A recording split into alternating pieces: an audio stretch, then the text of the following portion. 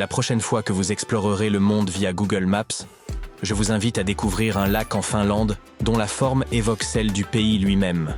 Situé au nord du territoire, ce lac a été modifié par l'homme pour en faire une réplique fidèle à l'échelle 1/10 000. C'est durant les années 80, alors que le tourisme arctique et le ski au-delà du cercle polaire connaissaient un véritable essor, que cette initiative est née. Une entreprise locale a entrepris de bâtir un hôtel ainsi que plusieurs chalets de vacances dans la région. L'étang, façonné pour ressembler à la Finlande, visait à attirer davantage de touristes. En l'espace d'une semaine, grâce à 2 excavatrices, un ruban à mesurer et quelques piquets, ils ont accompli ce projet avec une remarquable efficacité. Si vous redoutez les longs trajets en ascenseur, faites un détour par Hanovre, en Allemagne. L'un des ascenseurs extérieurs de la ville ne parcourt que quelques centimètres, rendant l'expérience aussi brève qu'amusante. Devenu une véritable vedette des réseaux sociaux grâce aux vidéos postées par des touristes, il est probable que vous deviez patienter pour profiter de cette montée express. Quant à son utilité, cet ascenseur est installé dans la gare de Hanovre. Lorsqu'on voyage avec des bagages lourds ou que l'on dispose d'une mobilité réduite, chaque centimètre parcouru compte, faisant de cet ascenseur un moyen pratique de se déplacer au sein de la gare.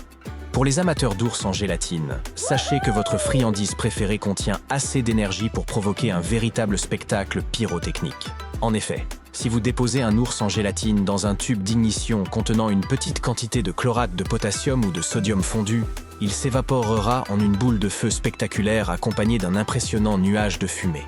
Le chlorate de potassium commence d'abord par fondre, puis il se décompose et libère de l'oxygène. Le sucre contenu dans l'ourson en gélatine s'embrase rapidement, se transformant en dioxyde de carbone et en eau, ce qui dégage une quantité considérable d'énergie. Une fois le tout refroidi, vous pouvez observer les résidus.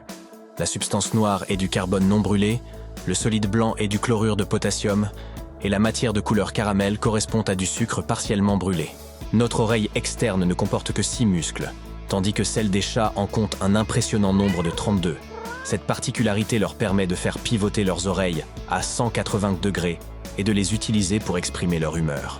Si les oreilles sont droites et orientées vers l'avant, votre chat est content.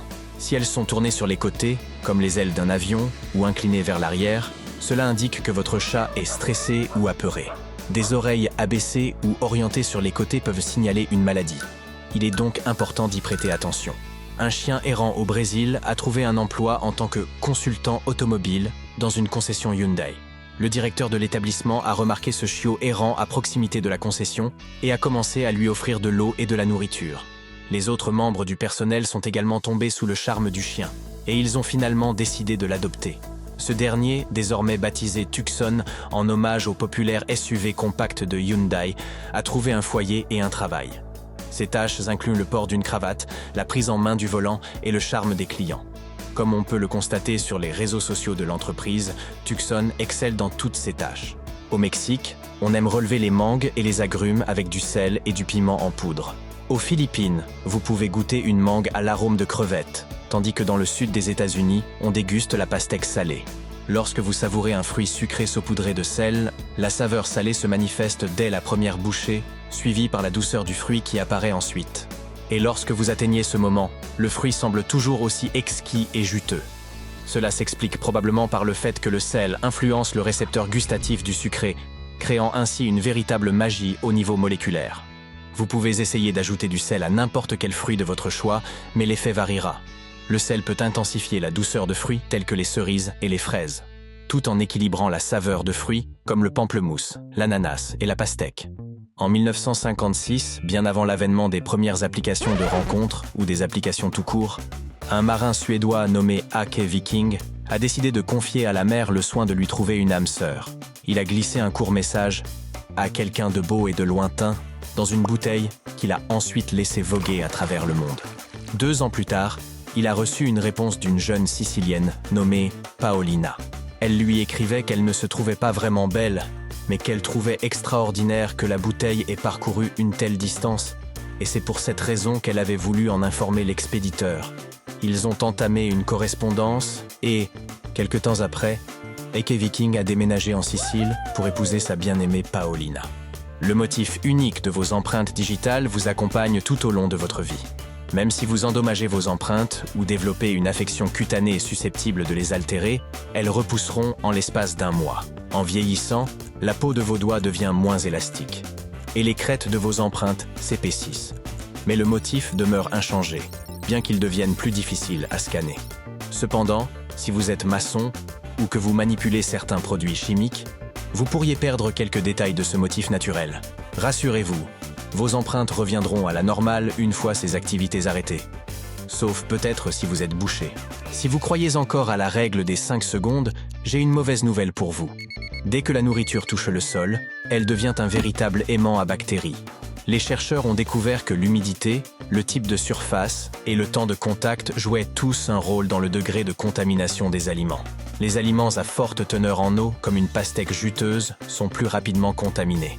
Dans une autre étude, des chercheurs ont prélevé des échantillons sur les sols de l'Université de l'Illinois, dans des laboratoires, des halls, des dortoirs et des cafétérias, pour déterminer combien de micro-organismes s'y trouvaient.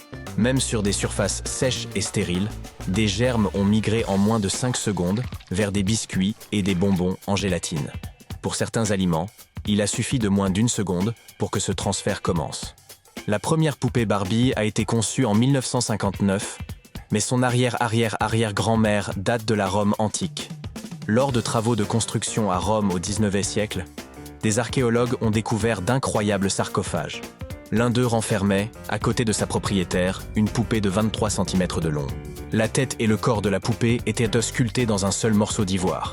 Ses bras et ses jambes étaient séparés et reliés par un ingénieux mécanisme à base de clous, leur permettant ainsi de bouger.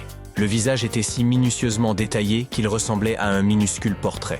La poupée portait même une bague en or, sertie d'une clé, et possédait une petite boîte en ivoire remplie de bijoux, de minuscules miroirs, de peignes en os et de divers accessoires. Cependant, Ken restait introuvable. Si vous êtes en quête d'un nouvel emploi et que vous aimez faire des câlins, vous pourriez être en veine. Aussi surprenant que cela puisse paraître, le métier de câlineur professionnel existe bel et bien. Plusieurs entreprises proposent des services de câlinothérapie et recherchent du personnel prêt à offrir des étreintes, à écouter et à soutenir les personnes qui en ont vraiment besoin. Bien sûr, tout le monde peut donner des câlins, mais pour en faire une profession rémunératrice, il faut suivre une formation en câlinothérapie professionnelle. Il vous faudra apprendre à établir des limites avec vos futurs clients sans heurter leur sensibilité et à prendre soin des autres sur le plan mental sans trop dévoiler votre propre personnalité. Le célèbre scientifique Nikola Tesla prévoyait déjà en 1900 que le monde entier serait sans fil. Il affirmait que des appareils pas plus grands qu'une montre seraient capables de transmettre des signaux avec précision. À l'époque, c'était une idée révolutionnaire qu'il avait eue en menant des expériences dans l'un de ses laboratoires. Tesla était tellement convaincu du succès de son idée qu'il réussit à persuader le célèbre banquier JP Morgan d'investir dans son projet. Le système mondial sans fil devait inclure une tour en forme de champignon sur les rives de Long Island, capable de transmettre des messages, des appels téléphoniques et des images aux navires traversant l'Atlantique. Malheureusement, en raison de problèmes financiers, la tour ne fut jamais achevée. Eh bien, on peut dire que les choses se sont finalement arrangées, n'est-ce pas ?